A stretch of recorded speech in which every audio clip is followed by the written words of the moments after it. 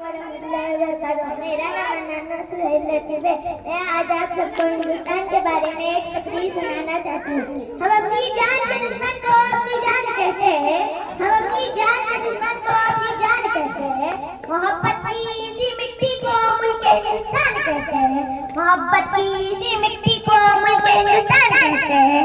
जब अपना काफिला इस आज़माइश से निकलेगा, जहाँ से चाहे रास्ता वहीं से निकलेगा। वतन की मुझे यकीन है कि चश्मा यहीं से निकलेगा। सदैव वक़ार काबिल कद्र काबिल एहतराम मेहमान असातिज़ा और मेरे हम आप सबको सबसे पहले मेरी तरफ से हिंदुस्तान की आज़ादी की बहुत बहुत मुबारकबाद। ये वही आज़ादी का दिन है जिस पाने के लिए हमारे आबा और अजदाद ने बहुत सी मसाइल और मुश्किलात का सामना किया। ये वही आज़ादी का दिन है जिस पाने के लिए हमारे आबा और अजदाद बहुत सी कुर्बानियां पेश की। ये वही आज़ादी का दिन है जिस पाने के लिए महात्मा गांधी भूख से दो चार हो गए थे। ये वही आज़ादी का दिन है जिसे पाने के लिए अशफाक उल्लाह खान ने फांसी के फंदे को चूम लिया था।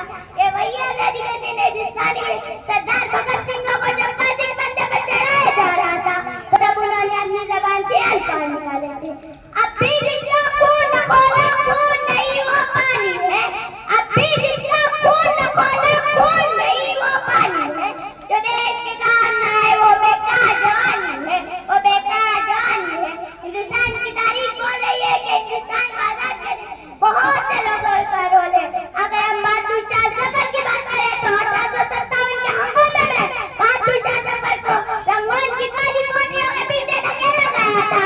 तो तब अंग्रेज ने ये बात बोला था, दमदमे में दम नहीं, दमदमे में दम नहीं, अब खैर मांगो जान की, ऐसे कोई ठंडी पड़ी शमशीर हिंदुस्तान की। तो जफर ने जो अल्फाज और जो जवाब अंग्रेज अफसर को दिया था वो है, गाजियों में खून रहेगी, गाजियों में खून रहेगी, जब तलक ईमान की, तब चलेगी त्याग हिंदुस्तान की। सदैव वक़ार हिंदुस्तान को आजाद करने में बस बुजुर्गों का ही रोल नहीं, बल्कि बच्चों से लेकर बूढ़ों तक हर एक हस्ती का रोल है। सदैव वक़ार तारीख के किसी न किसी कोण ने मैं खुदीराम बोस को भी दिखाया हूँ, जिन्होंने 17 साल की उम्र में अपनी जान को निछावर कर दिया था। सदैव वक़ार आज आप सबको हर तरफ से हिंदुस्तान की आजादी की बहुत बहुत मुबारकबाद दी जा रही है और देशभक्ति का सबूत दिया जा रहा होगा। असली देशभक्ति का सबूत तो यह है कि जो किसान तपती धूप में पौधे लगाए और हमारे मुल्क को हरा भरा करे। असली देशभक्ति तो यह है कि मुलाजिम ने सरकारी दफ्तर में बगैर रिश्वत के अपने काम को अपनी जिम्मेदारी समझे। सदैव वक़ार असली देशभक्ति का सबूत तो यह है कि हिंदू मुस्लिम मिलकर हमारे मुल्क के लिए प्रेम का प्रचार करें।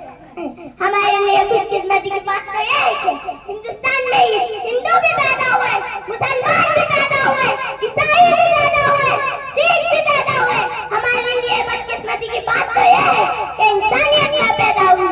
अगर हम तमाम मज़ाहिब को भूलकर अमन का प्रचार करें तो हमारा मुल्क सच संवर जाएगा। आखिर में बस कुछ अशआर सुनाना चाहती हूँ। एक दूसरे का हम सम्मान करेंगे, एक दूसरे का हम सम्मान करेंगे, झगड़ा न कभी हिंदू मुसलमान करेंगे। आपस में जो हमें नफरत फैलाए और हमें आपस में लड़ाए उसके लिए हम दंगों का ऐलान करेंगे। हमें अपनी जान से भी प्यारा है अपना तिरंगा, हमें अपनी जान से भी प्यारा है अपना तिरंगा, इसके लिए हम अपनी जान भी कुर्बान करेंगे। झगड़ा न कभी हिंदू मुसलमान करेंगे, झगड़ा न कभी हिंदू मुसलमान करेंगे। जय हिंद, जय भारत।